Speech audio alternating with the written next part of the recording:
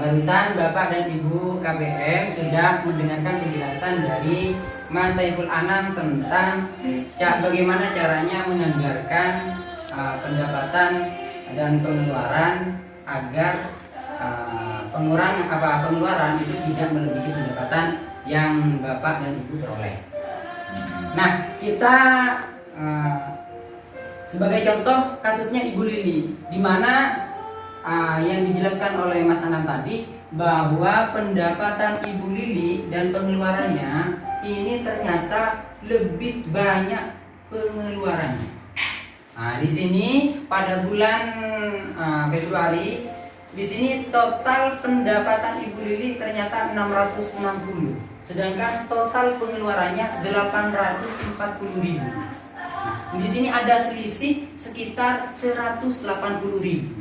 Kalau Ibu Lili di sini tidak bisa mengatur keuangan dengan baik, maka apa yang akan dilakukan oleh Ibu Lili? Maka Ibu Lili akan berhutang. Sedangkan berhutang itu tidak baik untuk ekonomi keluarga. Nantinya untuk membayar hutang kita harus berhutang lagi, dan itu tidak baik. Dari lubang tutup lubang. Dari lubang tutup lubang, makanya seperti itu kata Roma Irama. Ya.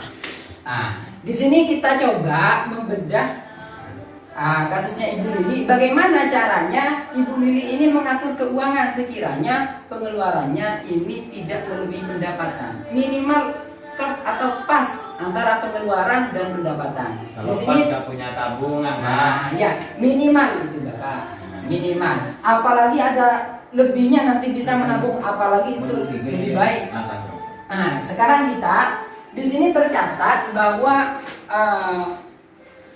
tadi dijelaskan tentang pendapatan tentang kebutuhan dan keinginan.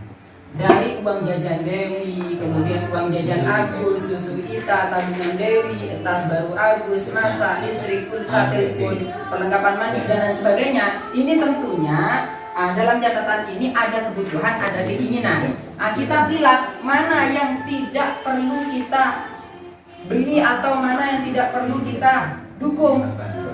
Di sini contohnya ya, tas baru Agus seharga 50.000. Nah, kiranya kalau Agus ini tidak membeli tas baru, kiranya bahaya enggak? Kan enggak kan? Masih bisa memakai tas yang lama. Nah, oleh sebab itu kita kosongkan di sini untuk tas baru Agus ini bisa kita tangguhkan. Bukan tidak mau membeli, tapi ditunda terlebih dahulu. Kemudian rokok ini kan kalau dipandang secara manfaatnya kan nggak ada, bisa kita hilangkan. Jadi untuk bulan Februari bapaknya nggak usah ngerokok lah dulu. Aku aja berhenti gitu. Saya rasa yang ibu-ibu setuju juga, tahu kalau yang bapak-bapak ya. Kemudian uang jajan Dewi yang asalnya tadi 3.000 bisa kita kurangi 1.500 sehingga menjadi agak ringan untuk pengeluarannya.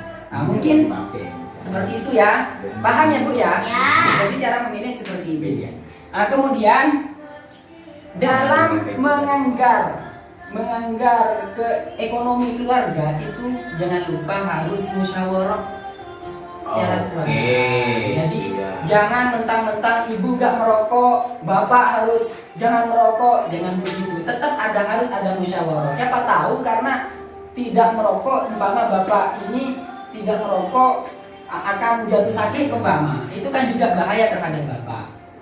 Atau ibu umpama tidak pakai bedak umpama ya, tidak pakai bedak, maka akan gorengan umpama. Nah, itu juga merupakan kebutuhan bagi ibu. Jadi harus ada musyawarah mana yang harus diprioritaskan dan mana yang harus ditangguhkan.